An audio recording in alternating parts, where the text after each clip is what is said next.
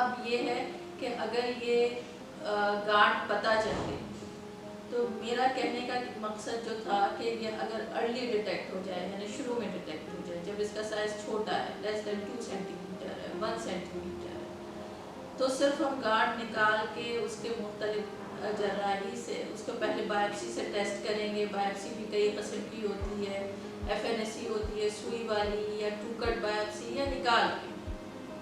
اس کے بعد ہم اس کا اسٹیج یا اس کا ٹائپ آف دیکھ کے کہ اس کو کیمو تھراپی کی ضرورت ہے نہیں ہے, ریڈیو تھراپی کی ہے نہیں ہے.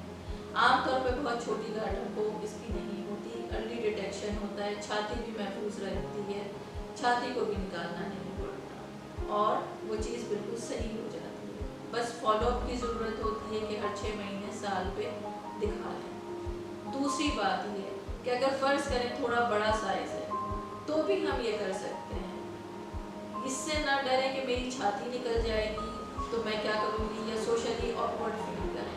دیکھیں جب انسان زندہ ہے تو اس چھاتی کا کوئی فائدہ نہیں اور مصنوعی طور پہ بھی چھاتیاں بن جاتی ہیں جو کہ میں بناتی بھی ہوں اور اس سے جو ہے اس میں کوئی ایسا فرق پتہ نہیں چلتا کسی کو کہ آپ کی چھاتی موجود ہے یا نہیں موجود, نہ احساس میں نہ دیکھنے میں کسی میں نہیں پتہ چلتا. اور اس کے بعد کیمو تھراپی سے دوسرا سوال یہ آتا ہے عام طور پہ لوگوں کا کہ کیمو تھراپی ہوگی, جی بالکل ہوگی.